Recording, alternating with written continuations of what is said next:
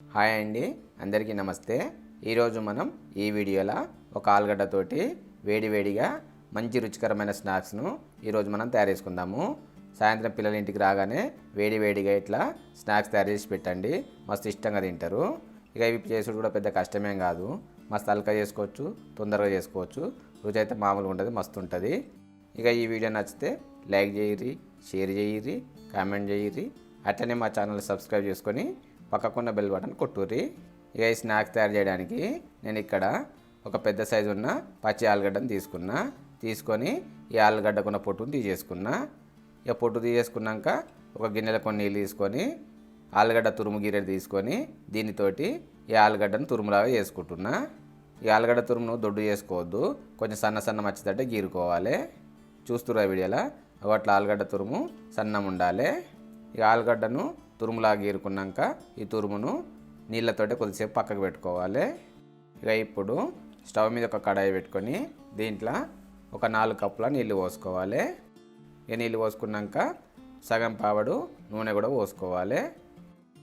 అట్లనే మనం ఇంతకుముందు ఆలుగడ్డ తురుము చేసుకున్నాం కదా, ఆ తురుమును నీళ్ళన్నీ పిండుకుంటా ఈ కడాయిలో వేసుకోవాలి. ఇక తురుము వేసుకున్నాక ఒక 2 చెంచాల క్యారెట్ తురుము కూడా వేసుకోవాలి.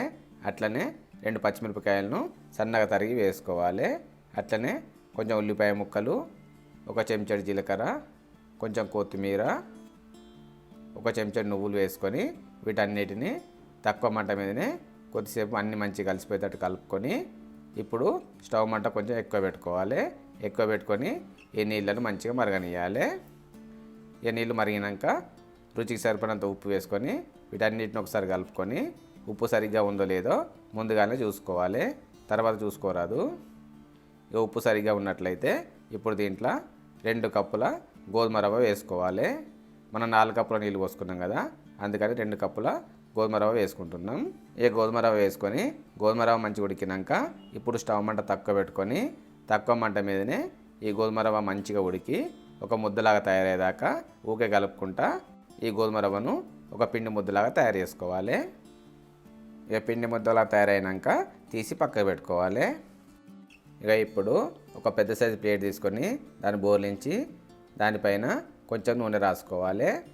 నూనె రాసుకున్నాక మనం ముద్దలాగా చేసుకున్న గోధుమ రవ్వ ఉంది కదా, దాన్ని ఈ ప్లేట్ మీద పెట్టుకొని ఈ గోధుమ రవ్వను వీడియోలో చూపిస్తున్నట్లు ఒక డబ్బా ఆకారంలో తయారు చేసుకోవాలి. చూస్తున్నారు కదా, అట్లా డబ్బా ఆకారంలో తయారు చేసుకున్నాక ఇప్పుడు ఒక స్కేల్ తీసుకొని ఈ గోధుమ రవ్వను వీడియోలో చూపిస్తున్నట్లు నిలువులా కట్ చేసుకోవాలి.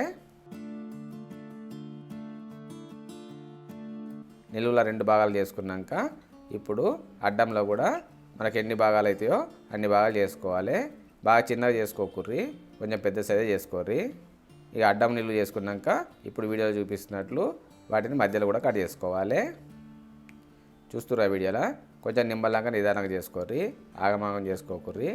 ఆగమాగం చేసుకుంటే విచ్చుకపోతాయి, మంచిగా కావు. చూసిరు కదా మనకు అన్నీ ఎంత మంచి కట్ అయినాయో అట్లా కట్ కావాలి.